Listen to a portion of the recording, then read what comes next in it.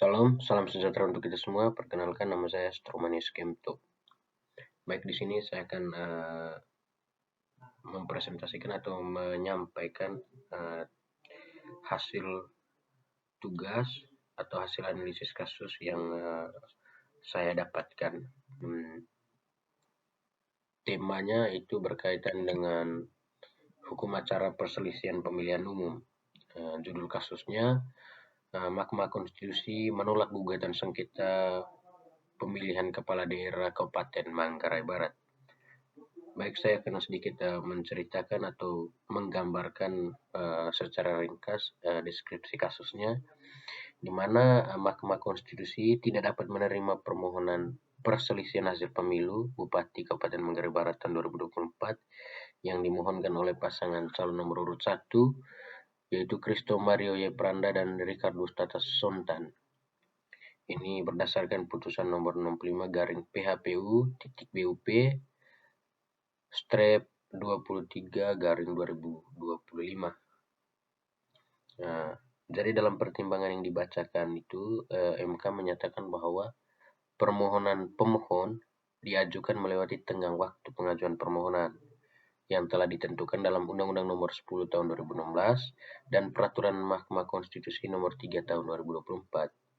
Sehingga ekspresi berkenan dengan tenggang waktu pengajuan permohonan oleh mahkamah disebutkan beralasan menurut hukum. Latar belakang pengajuan permohonan ini, jadi pemohon itu dalam petitumnya meminta agar MK itu membatalkan keputusan KPU Manggarai Barat nomor 804 tahun 2024 tentang penetapan hasil pemilu Bupati dan Wakil Bupati Kabupaten Manggarai Barat tahun 2024, serta memerintahkan KPU Manggarai Barat untuk melakukan pemungutan suara ulang dalam pemilihan Bupati dan Wakil Bupati Kabupaten Manggarai Barat tahun 2024 di seluruh TPS Kabupaten Manggarai Barat.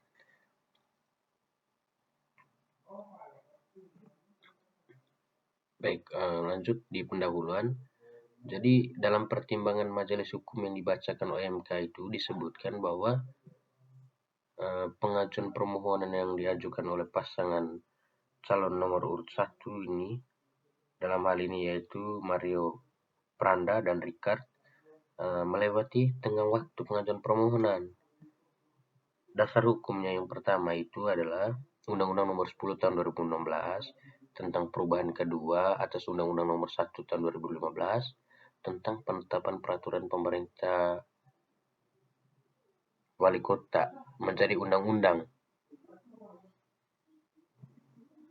dan Peraturan Mahkamah Konstitusi Nomor 3 Tahun 2004 tentang tata beracara dalam perkara perselisihan hasil pemilih gubernur, bupati maupun wali kota. Jadi dalam prosesnya bahwa Mario Pranda ini mengajukan permohonan itu pada tanggal 6 Desember tahun 2024, sedangkan keputusan KPU itu dikeluarkan tanggal 3 Desember tahun 2024. Tapi menurut MK bahwa pengajuan permohonan ini sudah melewati batas. Terus rekomendasi kebijakan yang saya sampaikan di sini bahwa sebenarnya MK ini seringkali menjadi keranjang sampah bagi persoalan-persoalan yang muncul dalam tahapan ataupun proses pemilu. Berbagai permasalahan yang tidak terselesaikan secara tuntas dan memuaskan oleh penyelenggara pemilu seringkali dibawa ke MK saat para pihak mengajukan perkara perselisihan hasil pemilu. Menjadi permasalahan karena MK di sini hanya memberikan waktu 3 hari untuk pengajuan permohonan gugatan. Menurut saya durasi waktu ini tidak ideal untuk dapat menguak berbagai permasalahan seputar pemilu atau pemilihan umum. Terlebih dalam mengumpulkan barang bukti sebagai dalil gugatan, dengan peningkatan perkara pemilu yang setiap pemilunya meningkat drastis juga, itu juga menjadi kendala bagi MK dalam proses pendaftaran atau pencatatan permohonan gugatan yang diajukan oleh setiap pasangan calon yang melakukan gugatan. Dalam hal ini saya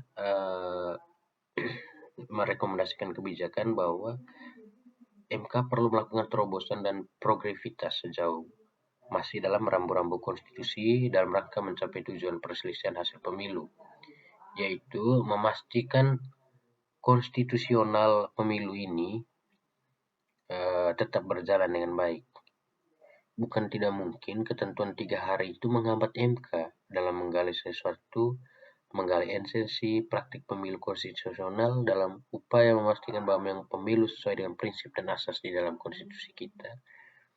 Nah, sebenarnya ketentuan jangka waktu pendaftaran ini harus direvisi karena ada 2 bilet yang mengatur masalah ini, yakni Undang-Undang Nomor 32 Tahun 2004 tentang Pemerintah Daerah dan Peraturan MK Nomor 15 Tahun 2008 yang mengatur hukum acara sengketa pilkada di MK. Di pasal 106 ayat 1 Undang-Undang Pemda itu menyebutkan keberatan terhadap hasil pemilihan kepala daerah dan wakil kepala daerah hanya dapat diajukan oleh pasangan calon kepada Mahkamah Agung dalam waktu paling lambat 3 hari setelah hasil pemilihan kepala daerah dan wakil kepala daerah saat itu.